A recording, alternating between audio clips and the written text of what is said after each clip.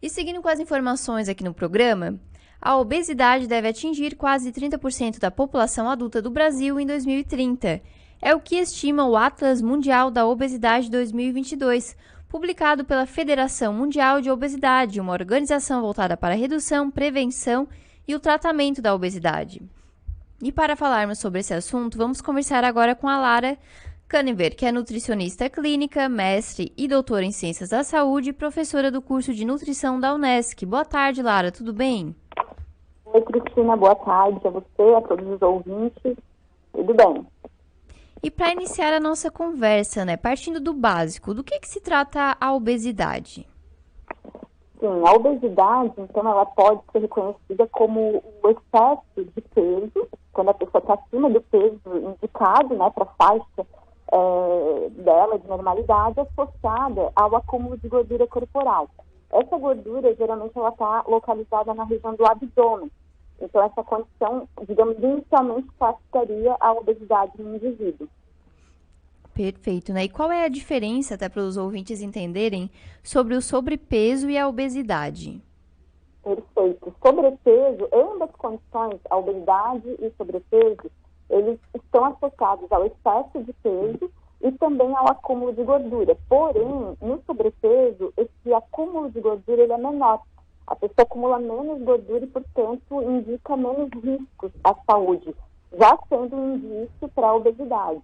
E no caso da obesidade já classificada, essa gordura é mais grave, é mais acumulada. E pode tanto acumular, como eu falei, na região do abdômen, como em alguns casos, em alguns indivíduos, particularmente em mulheres, na região também das nádegas, quadris, região das coxas, que é aquela obesidade mais em forma de pera, porém também associada, também um tipo de obesidade.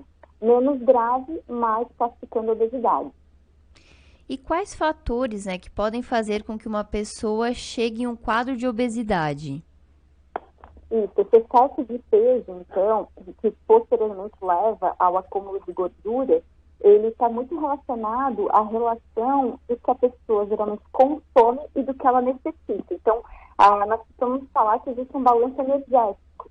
Quando esse balanço energético ele está positivo, quer dizer que a pessoa ela consome mais energia, as chamadas calorias, do que o corpo dela necessita. E possivelmente ela gasta menos. E isso favorece o aumento do peso e de gordura. Então seria um fator que classificaria esse excesso de peso.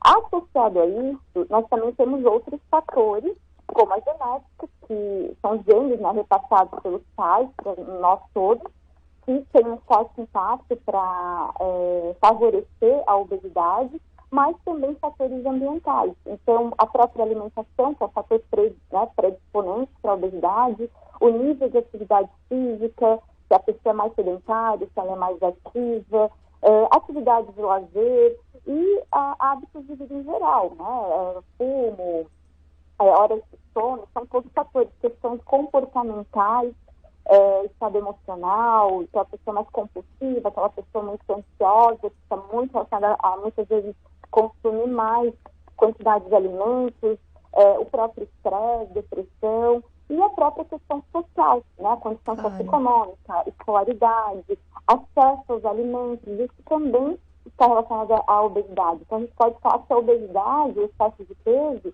ele tem fatores diferentes, é multifatorial, uma doença crônica multifatorial, que está tanto relacionada à genética, mas principalmente aos hábitos de vida. Então, tem uma gama de fatores que podem acabar contribuindo para o início de um quadro de obesidade e tudo mais. Isso mesmo, são vários fatores. A gente não pode colocar a culpa apenas na genética, Claro que tem pais que têm filhos, na verdade, filhos de pais com obesidade, quando a gente tem um caso de um dos pais apresentar obesidade, o risco para essa criança vir a desenvolver chega até 40%. Porém, quando ambos os pais apresentam obesidade, o risco dobra, chega até 80%. Mas a gente sempre fala que a genética é um fator modificável. Então, por meio de hábitos alimentares saudáveis, de prática de atividade física, pode modificar essa genética. Então, não dá para dizer que é um fator apenas genético, sim hábito de vida em geral. Claro, e pensando agora, até aproveitando a deixa, nos casos de obesidade infantil, né? Como que os pais ou responsáveis, eles podem incentivar as crianças, enfim, para que elas não cheguem a um quadro de obesidade? Isso, é muito importante observar desde o desenvolvimento da criança como está esse crescimento e desenvolvimento, quais são esses fatores de risco aos quais a criança está sendo exposta ao longo da vida.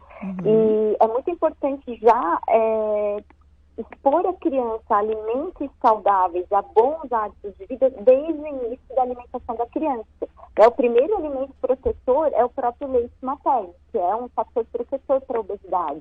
Além disso, quando a criança inicia a alimentação, né, a partir dos 6 meses de idade, que a gente chama a fase de introdução alimentar, é sempre importante estimular e ofertar alimentos saudáveis, o que nós chamamos de comida de verdade, alimentos mais naturais, menos processados, que são a base da alimentação saudável. E assim perpetuar esses hábitos ao longo da vida. Tudo isso é associado também a hábitos e ao contexto familiar. A gente sempre fala que não adianta a gente querer estimular que a criança consuma frutas, verduras, arroz, feijão, que é o saudável, quando em casa os pais estão comendo alimentos processados ou industrializados. Exato. E não tem essa concordância, esse exemplo. Então, o exemplo ele é um fator muito importante, né, Cristina? O contexto familiar, o acesso que essa criança vai ter ao alimento, isso depende muito dos pais. Então, na questão da obesidade infantil, da prevenção, começa muito o trabalho em conjunto, a criança, mas principalmente o ambiente e a família, para que isso seja associado e perpetue ali em conjunto, não somente com a criança, né? Não dá para trabalhar apenas com a criança. Claro, inclusive é uma mescla de ser exemplo e também de incentivar hábitos mais saudáveis, né, para as crianças. Isso, e outro fator muito importante que eu esqueci de falar é a própria questão, no caso da criança, eu acredito que para todos nós é importante, da rotina.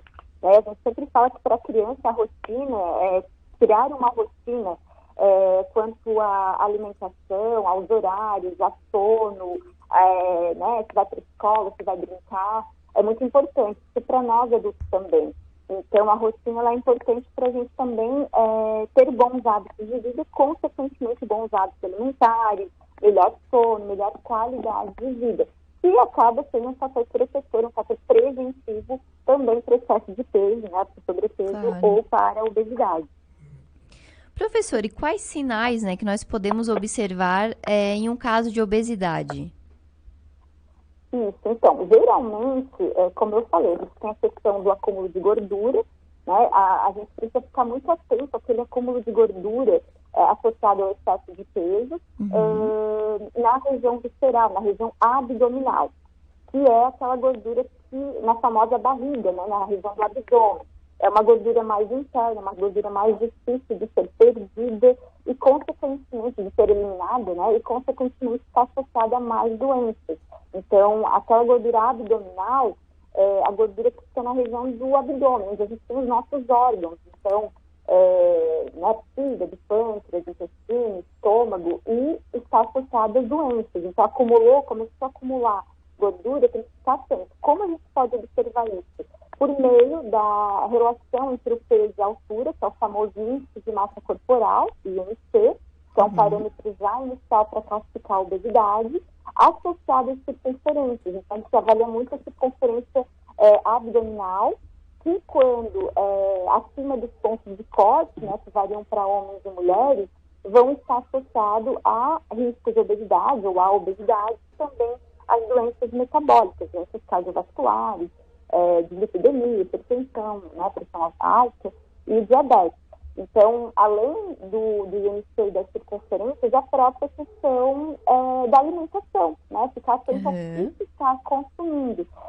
Alimentos mais saudáveis, alimentos mais industrializados, e, consequentemente, vão ser alimentos ricos em gorduras, então, a gordura trans, a gordura saturada, o próprio consumo de açúcar, alimentos açucarados em excesso. Então, são dois fatores muito importantes. Também a inatividade física, que vão se somando, né, para serem predisponentes para um quadro de sobrepeso e também de obesidade. Com certeza. E buscar ajuda médica é bem importante, né? Tanto no diagnóstico quanto no tratamento, nos cuidados necessários. Isso, é muito importante a prevenção, né? A gente costuma falar que é importante se preocupar antes, não é na hora que já está num quadro de excesso de peso ou de obesidade. Por questão de saúde e qualidade de vida, é sempre importante. Meu peso mudou. A gente teve muita questão agora da pandemia, né? Tanto que esses dados que você trouxe no início da nossa fala, eles mostram quão preocupantes são as perspectivas futuras, né? Para a obesidade, tanto a nível Brasil, mundial, e adultos e crianças, que tem, né, dados muito alarmantes na população em si. Então, a pandemia ela foi um fator contribuinte, né, para a população em geral, onde as pessoas tiveram muitas mudanças em hábitos de vida, de rotina, e na alimentação, na questão da atividade física, e contribuiu também. Claro que não é um fator único, né, já vem ao longo da vida, mas a prevenção, então percebeu que aumentou peso, que está aumentando circunferência, que os hábitos não são adequados, já tem que começar a tomar, né, certas precauções e medidas para evitar que avance, porque às vezes é muito rápido, né, e a gente tem percebido muito na prática clínica mesmo, dados em adultos e crianças. E pensando agora no tratamento, né, certamente passa por uma alimentação que seja mais saudável, balanceada, prática de exercícios. Isso, exatamente. Associar os fatores. A gente sempre fala que a alimentação é um dos principais aspectos, mas não é o único. Né? O padrão alimentar mais saudável, né, comer, a gente tem uma frase que eu acho muito importante e que vale para todos os indivíduos, de descascar mais e desembalar menos. As pessoas são muito acostumadas a desembalar muitos alimentos e produtos prontos para consumo. É mesmo. E muitas vezes descascar menos, né? Comer menos frutas e comer menos verduras, alimentos da terra, né? Raiz, enfim. Por quê? Porque a gente está numa vida corrida, isso é para todos. Então, isso acaba influenciando. Porém, a gente precisa associar a alimentação saudável, que é a base de alimentos saudáveis, alimentos naturais. Então, arroz, feijão, carne, leite, ovos, frutas, verduras, vegetais, sementes, que são alimentos nutritivos, que vão ter nutrientes que vão ser essenciais para a gente ter saúde, né, e prevenir doenças, inclusive a obesidade. Claro que isso equilibrando o que eu preciso, porque eu tenho que consumir, mas também os bons hábitos de vida que nós viemos falando, né, atividade física, conforme um profissional que vai indicar o tipo de atividade, quantas horas, frequência, além de horas boas de sono, a própria questão de cuidar, a própria questão digital, que a gente está muito associado, né, ao meio de redes sociais, ou televisão, ou tablet, e aí acaba às vezes comendo e mexendo no celular e não presta atenção no que está comendo. Então, a gente sempre fala que a própria digestão do alimento, ela começa na boca, a partir do momento que eu estou mastigando o alimento. Então, se eu não presto atenção, não como devagar, não como com calma, isso já favorece um processo de uma digestão inadequada. Então, as pessoas fazem tudo muito no automático, às vezes. E aí, parar um pouco, tentar ter mais tempo, né, para o momento da refeição, ter mais calma e escolher melhor os alimentos associados aos outros fatores, é muito importante, porque já é um fator que vai, já é uma prevenção, né? Então, isso é primordial. Lara, muito obrigada, viu, por todas as dicas e por essas informações importantes. E conte com a gente, viu? Um bom restante de semana. Foi um prazer conversar contigo. Eu que agradeço, fico à disposição. Agradeço em nome da Unesp, do curso de nutrição da Unesp, por estar falando, né, sobre um assunto tão relevante. Uma boa tarde a todos. Muito obrigada. Para você também. Um abraço. Um abraço. Tchau, tchau. Tchau. E essa foi a Lara Canever, que é nutricionista e professora da Unesc, conversando com a gente sobre obesidade, assim como os cuidados que devemos ter com a nossa saúde.